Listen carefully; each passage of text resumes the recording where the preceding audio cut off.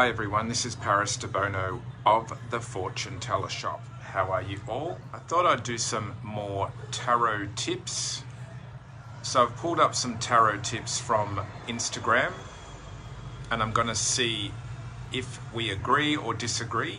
I'm going to give you my opinion on these tips. I have 1, 2, 3, 4 and 5 tips here. So we're going to see if I agree or disagree. You can tell me what you think in the comments, of course.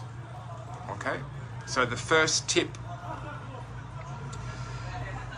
If your cards are acting weirdly or your readings are off, your deck probably needs to be cleansed.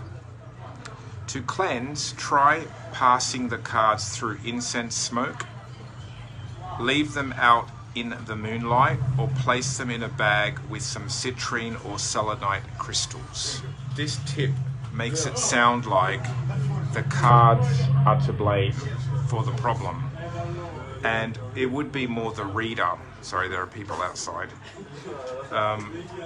It would probably be more the reader that is having the problem, not the, it's like saying, if you drive your car off the road, then your car needs to be cleansed.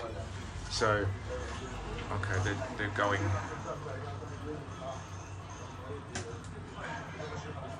They're having a bit of a debate whether they believe in fortune telling or not. Anyway, carry on. So let me do that all again, okay? So the tip is, if your cards are acting weirdly or your readings are off, your deck probably needs to be cleansed. To cleanse, try passing the cards through incense smoke, leave them out in the moonlight or place them in a bag with some citrine or selenite crystals. I disagree with this. If your cards are acting weirdly or you're getting weird readings, it's not the cards that is to blame. So cleansing the cards is not going to fix the problem. Okay, it's like saying if you have horrible handwriting, you just have to get a better pen. It's not the pen that's the problem, it's the person that's doing the writing. So I think what it is if your cards are acting weirdly, first of all, if a student of mine said to me that their cards are acting weirdly, I would say, are you doing readings for yourself? Or are you doing readings for other people? Most of the time, the student would say they're doing them for themselves. And then I would say, how many readings have you done about yourself about the same question? And they'd probably say about 400. So often what it is the reader is not listening to the cards. That's why the cards are throwing weird answers at you. Okay? So I usually, when a student or another reader says to me that their cards are acting weird, I want to find out what is the context, what is the reason, and are they acting weird for yourself, or are they acting weird when you do a client's reading? Now, if you're reading for a client and the cards are contradictory or making no sense, it probably means the client is not making sense, or they're having a contradictory life, or something in their life is contradictory. The cards will be reflecting the client. Okay, so I disagree with this one. Cleansing the cards is not going to make them suddenly read properly. There's something going on with the reader that needs to be looked at. Okay, you don't want to blame the tool. If you write a bad essay or a bad story, it's not because the pen is to blame, it's the person that's doing the writing, okay? So that one I disagree with. All right, number 2, use clarifying cards sparingly. More cards often means more confusion. This one I agree with, totally. So use clarifying cards sparingly. So with myself, when I'm doing a reading, I often try not to do more extra cards than the spread. So if I'm doing a 5-card spread, I like to get the answer within the 5 cards. If I'm doing a 10-card spread, same thing. I like to get the answer within the 10 cards. However, there are some times when the cards do end on or have contradiction within them, or they end on a card that is not clear. Okay, so then I often will take an extra card. But what happens online is I see this happen in my groups, both my tarot group and my Lenormand group, is especially the new readers. Often what will happen is they'll do a 5-card spread, and then they'll do 5 clarifying cards. So there's way too many clarifying cards. What you need to do is, if your reading is not clear, you need to be clear about the question and the context. Often I see people online as well, they'll ask a vague question, such as, how is this relationship? And they'll get confused because the relationship's open-ended. Instead, they should say things like, will this relationship get stronger? Or, is this a long-term relationship? So asking a question would be better, a nice direct question. Often I see people that just say, tell me what the cards say about this relationship. And that's what gets confusing answers. It's usually the question that is confusing. So I agree with this one. Use clarifying cards sparingly. More cards often means more confusion. Absolutely. And I see it all the time, like I said, online. Okay, tarot tip number 3. Learn the tarot card meanings, but trust your own intuition. Yes. I always tell my students, whenever I get tarot students or even Lenormand students, I always say to them, you may be intuitive, and that's excellent. We love that. We want that. But you have to learn the steps. You have to learn the language of the cards first. So whenever I do a tarot class or a Lenormand class, but especially more tarot, because people like to use their intuition more with tarot, I'll say to people, put your hand up if you feel like you're intuitive. And, several people will usually put their hand up, and I'll say to them, that's wonderful. We're not going to do a class on intuition today. We're doing a class on tarot. So put your intuition to one side, put it on the door on your way in, and pick it up on your way out. We're not going to do mystical intuition class. We're going to do tarot learning. And what happens is, once you build your tarot foundation with the meanings, then you can put your intuition on top of it. But this tip goes on. There is no right or wrong way for your card's interpretation. Well, I kind of disagree with that. There is a right way to interpret cards. The Sun card is always going to be successful and happy. So you can't make it sad and depressing. So there is a right way to read certain cards. Then it goes on, what you see and what you feel, what messages come to you, they're all correct. Not necessarily.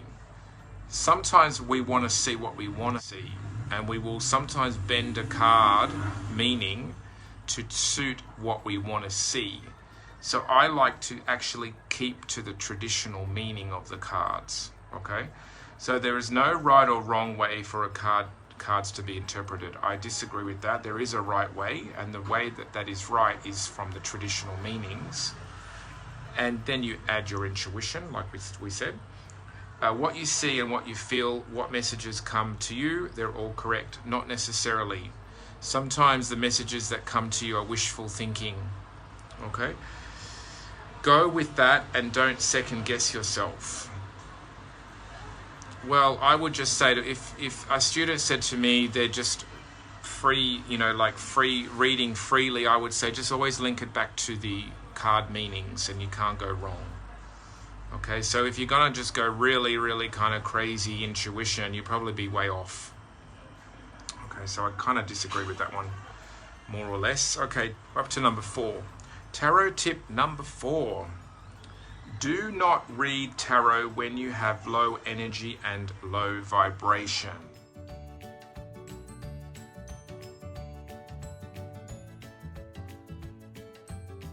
Look, ideally, you wouldn't want to read tarot when you have low energy, but I've had times when I've been tired and I've had to read the cards. If I've been booked, or if I have been booked for an event or something like that. So I think you just have to manage your tiredness, and with low vibration, I'm not sure what that means when you have a low vibration. Maybe a low mood. Yeah, I think you always have to be in a balanced mood to read the cards. It's always good to, like, I read professionally, so I have to make sure that if I'm having a bad time or if I've got problems or whatever, that does not affect my client or their time. So I would put my issues stuff aside. I wouldn't, if I'm feeling safe, for example, something was happening in my life that's not pleasant, I would still be able to read, but I would have to make sure that that does not influence my client's time. So I have read when I'm tired, and I have read when I'm feeling a bit low. But I have to, when you're a professional, you have to put that aside. It's like show business. It's like a singer or a dancer, sometimes they may not want to be singing, but they have to kind of put their wants and feelings out of the way and do the job and use their talent. They may not always hit the note, but you have to kind of be willing to perform. But again, it depends what kind of reader you are. If you're just doing it for yourself, absolutely don't read your cards if you're feeling low energy or low vibration. Tarot tip: pay attention to the direction of the figures in the cards. The figures in the cards are facing. If they are facing each other or back to back, or looking the same direction, etc. This can add insight to your readings. Yes, I agree with this one. This is called directional reading. And this is relevant in both Lenormand cards and tarot cards. So when you're doing a reading, just have a look at if there's people cards or people images in the pictures.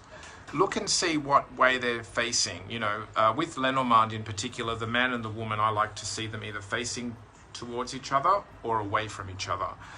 But yeah, direction in cards is important because it sometimes gives you a sense whether the two people are connecting or disconnecting. If they're facing towards each other, they're interested. If they're back to back, they're not interested, or they're not getting along, or they're not seeing eye to eye. So that one I do agree with. So there you go. So this can add additional insight to your reading. Yes, very, very true. I tell my students not to get too caught up on that until you get more well versed in the cards. Maybe don't focus on that too much until you learn the meanings of the cards really well. But later on, yes, add that into your reading techniques. Okay, that was 5 tarot tips. Okay, and yeah, let me know if you agree or disagree. You can write in the comments. I'm going to leave this video here because I don't want it to be too long. This is Debono of the Fortune Teller Shop.